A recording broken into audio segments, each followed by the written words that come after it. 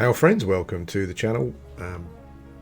Bob here, it's me again, and I was looking through some Shaman equipment just to see what would be available from the start and stuff that I might be able to work my way towards getting. You know, for that first kind of 6 months to a year before Kunark comes out, and I was kind of wondering if it would make a good video. I've no idea. I'll put it up and then you can be the judge of that, I guess. Yeah, so then I kind of went a bit further and I started looking on Alakazam for the dates of when items were discussed. Then I went on to on Alakazam. There's another like a Bible or library, basically. I'm not sure if it's called Alari. Maybe that's the name of the person. But they've basically got an NPC list of what expansion NPCs were in the game. So I've done as much research as I can. Obviously, you know, there may be issues. You know, if there's a problem, if you notice a mistake, then you know, just politely point it out. If that's at all possible. Yeah, and I can correct it in a future video. But yeah, so this is going to be like a Shaman, green server Shaman guide, and we'll see how it goes. I've bookmarked some stuff. What I thought I would do first of all, I know it's not initially going to be available, but I thought I would have a look at the Totemic armor first, because there are some pieces that I'll be going for as soon as it's available. I just think that in early classic, I just don't think there's much that. I don't think there's much available that's probably going to be better. Certainly from an AC point of view. I mean, when I think when I make my Shaman, I'm probably going to be going full whiz and then the rest in stamina or agility if it's required. I mean, I'm a Shaman who pretty much from the start, really. I did quite a lot of meleeing because you get haste, you get slow, but what I haven't checked yet, I think, is weapons. I think I'll probably do that next, just to see what's available. Like a two-handed blunt weapon that might be half decent for meleeing with. We'll have to see how that goes. But anyway, yes, Totemic first of all, which I'm assuming is not going to be in straight away because it shouldn't be. And I must confess, there aren't a huge amount of things to go for here. Like the breastplate is quite good because it's the AC is quite good, and it's got some saves on it as well. So I'll definitely be going for that, and it's I found one of the easiest bits to get. The bit that everyone would want is the helm, because the helm's got 5 wisdom. Now I have got a video. Oh, hello. Oh, it's showing you what it looks like.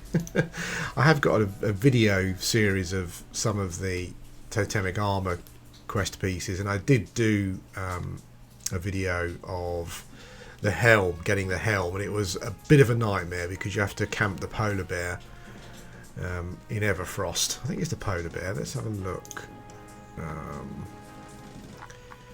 Helm.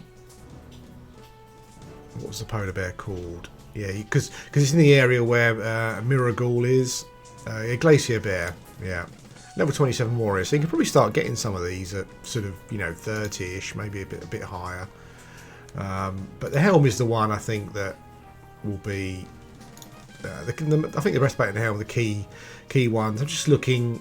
Legs. The AC on legs is quite good, but Charisma 5, AC 10. Actually, the AC on them is all really good. So I might try and take the time out to get these. I must confess, I'm not 100% sure on how AC worked on Classic, if it was worth the investment or not. But I think early on there's such little equipment available generally, particularly like if you're not twinked or no one's twinking, you've got to go and get it yourself. Yeah, you've got to get it where you can, and I think through quests is probably quite a good option. So let's start off. So first of all, I looked at, I think this is back options. These are the ones. This is what I've researched so far. I'll probably split this into 2 or 3 videos. So mummified cloak is the classic. 4 wisdom, a bit of cold save. Goblin alchemist in permafrost, level 27 warrior. I guess probably about 30. You can probably start trying to get this. The leggings as well. Maybe not. The AC is really low. I'd probably wait to try and get the. I mean, if they drop, obviously, they'll be fine. But I think the cloak is a classic Shaman item that most people will be looking for, and it can be achieved reasonably early on. Hooded black cloak. That's Mistmore, isn't it? Yeah. I've looked at wisdom items because I was going to say before I sidetracked myself was that meleeing will probably be more difficult on green, and I think you probably spend more time casting spells. Personally, I think that's what's going to happen. So, but it's worth looking at for hit points as well. So AC 10, +5 strength, 45 hit points. A cloaked Dampier, level 33 again, warrior. You know, so these are obviously grouped. You know, there's probably going to be loads of groups going on in these zones. But I think they're low enough that you could start maybe trying to solo these at a reasonable level. I think he's a warrior, right? So harm touches, but he's a warrior. You've got level 34, you get your pet, so that's something you can look at. But I would probably be maybe going for the wisdom instead. Molten cloak, AC 4, wisdom 4, int 4. Gabby Mardoddle in Solasec Eye. So that's something that may well be possible. She's a wizard, actually. Yeah, a wizard with a lot of hit points. Again, level 34, you get your pet. So maybe. That's a maybe. So then we move on to chest pieces. Mithril runed tunic. I think there's another fairly classic Shaman item for the wisdom. This is obviously we're getting a bit high here. So this is, I think, the Crusaders are named right in lower Guck. So you're probably going to be looking at your high 40s in a group to be getting a chance at a drop for this. I think probably. I seem to remember coming down and soloing this mob on an enchanter at level 50 or so. I can't. Maybe I'm not sure if a Shaman could do it even at level 50. I'm not sure. There's too many ads and casters around, but that's probably an option for a group. Bloodstained tunic, obviously the classic.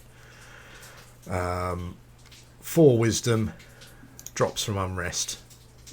The undead knight. This is the hag tower, so that's where he spawns. He drops a mantle as well, which has got a bit of strength. But that should be relatively easy. I mean, I would say that potentially at 34, it might be worth you coming here and doing the hag tower anyway. So that's a potential drop. Another classic, foreman's tunic from the foreman. Again, something else that can be obtained fairly early on. Yeah, and another item with a little bit of wisdom. As you can see, I mean, it's like, my memory of Everquest Classic is that you spent a lot of time with not a lot equipment wise. You've got to bear in mind that you not only have you got to get into a group camping these mobs, but you've got to get the drop as well. So yeah, you spend a lot of time just with not a lot of stuff. It's mostly just scraping by as best you can. Yeah, so but these are all options. They're all fairly low level mobs, these ones. So yeah, there's one here that I saw, the Eru hide tunic, which is from a quest, and I mean, it does suggest that this NPC is in classic on the list I looked at. But I have to say, I spent quite a lot of time in East Krana. I never saw it, so I really don't know. It drops a leaf that you hand in for a quest. Yeah, and you get the Erud hide tunic. Not brilliant, but troll and ogres no go. So yeah, maybe that was not such a great one. Another classic is a lockjaw hide vest. Obviously, no wisdom, but reasonable stamina, and AC. Lockjaw is a mob, very accessible. I think that'll probably be a popular one I would suspect. Now we're getting into a couple of the biggies now. Ruby Sight breastplate. This one gives some health regen, just +3. Yeah, I mean, I'll be looking for this stuff if at all possible. I think it drops. Is it right that it drops from? I think the thing with this stuff is that so many classes can wear it. That I just think that it's going to be hard to get. But Kha'Zix Fall is where it drops. I'm not sure what mobs it drops off of, but that'll be easily findable. So you might find quite a lot of camping going on for this stuff. I think it's weird actually. Like I'm fairly certain I'm going to start a Shaman as my main first character. Because I just felt like I'd be doing a disservice to the Shaman class if I didn't. You know, I love the class.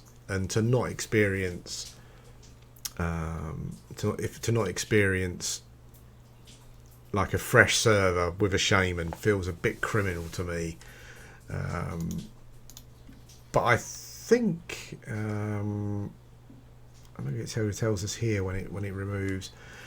I think the problem is that you know you'll get people should obviously everyone, including myself, should play what you want to play. You shouldn't be too influenced by outside by what other people are doing. But I think the problem is that you know you're going to get a lot of people are going to be geared towards getting stuff, and that's all they're concerned about.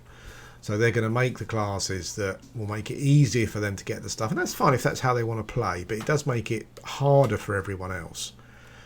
Now they have spoken about having a list mechanic in place, and I'm wondering if it's also going to cover things like the Ruby Sight stuff.